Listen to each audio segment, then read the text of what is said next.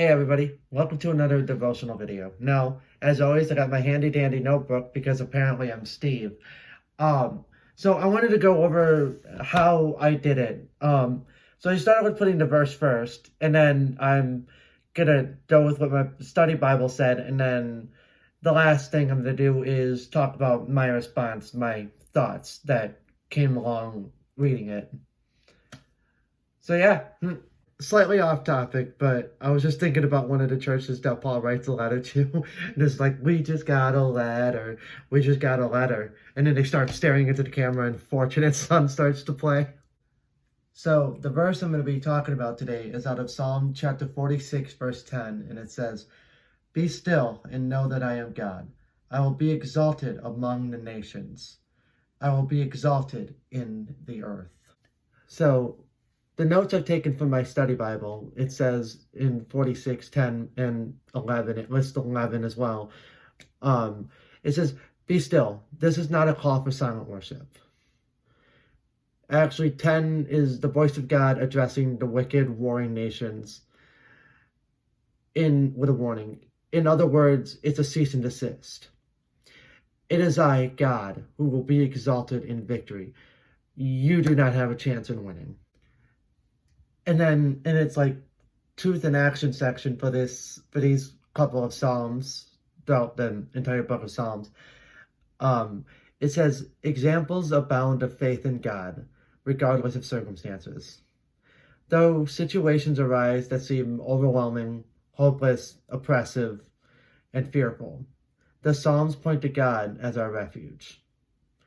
The action here is to set your heart on the Lord, your refuge and shelter in every trouble. So I kind of wrote 3 thoughts in my response here. And my first thought is about Revelation chapter 20, starting at verse 7, where it talks about Satan's doom, where Jesus wins in the end. So when the 1,000 years are over, Satan will be released from his prison and go out and deceive the 4 corners of the earth, Gog and Magog. Satan's army marches the breadth of the earth and surrounds the camp of God's people in the city that he loves. But fire comes down from heaven and devours Satan and his army. And then Satan is thrown into the lake of burning sulfur, along with the beast and the false prophet, where they are tortured forever and ever. My second thought is that Psalm 46:10 is a great reminder, especially with evil being or seeming so ramped up today, that it reminds me of another psalm, Psalm 37:13, and it says, "But the Lord laughs at the wicked, for he knows their day is coming."